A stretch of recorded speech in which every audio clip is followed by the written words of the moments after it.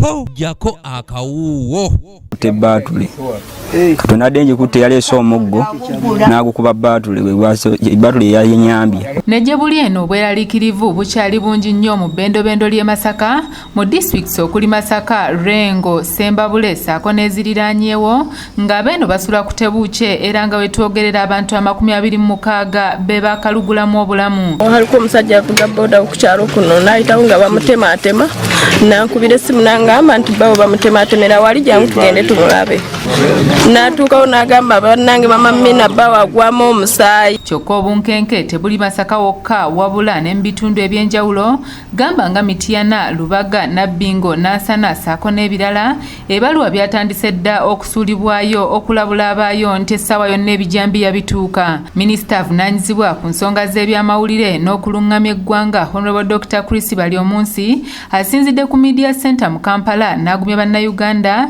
era n'ategeeza nti poliisi wamu ne gavumenti bakola nnyo okulaba ng'ebikolwa bino biyimirizibwa.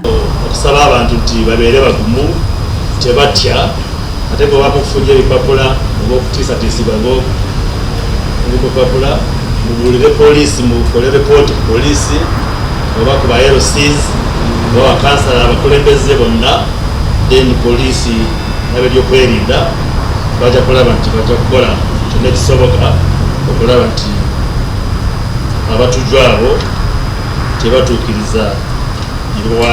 Minisita agamba nti mu bitundu by'e Masaka embeera eyongedde okuzzaamu amaanyi olw'ensonga nti okuva ku Lwokubiri lwa Ssabbiiti eno teri muntu yenna yazzeemu kuttibwa. Last time when I addressed you, I gave you the situation as it was pending then. That was on Tuesday.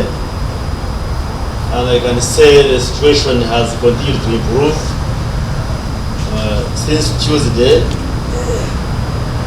When we talked, no more death has been registered. Death due to these bijambiya murders, as you call them. These criminals who have been marauding in the villages, the greater Masaka area, and injuring and killing people. Kyokka minisita agamba nti abatta abantu mu bitundu by'e Masaka balabika bakolagana ne bannabyabufuzi naddala bali ku ludda oluvuganya gavumenti okukyayisa gavumenti eno abantu era ng'ono akakasizza ng'omubaka Sseggirinya wamu n'omubaka Alan Ssewanyana bwe bayitiddwa ku poliisi y'e Masaka okubaako bwe bannyonnyola ku nsonga z'ebijambiya ebigenda mu maaso mu bitundu by'eno. Bw'oba basanga nti information eyogera ku bakulembeze oba abantu bakulu poliisi erina obuyinza okubayita. Ekyokuyita ababaka palamenti poliisi beyagala ekyanoonyereza kubanga erina some information. Tekyensaba bannaffe aba MPs okugenda ku poliisi gye basabye nti bajja kubabuuza ebibuuzo getibabidemu.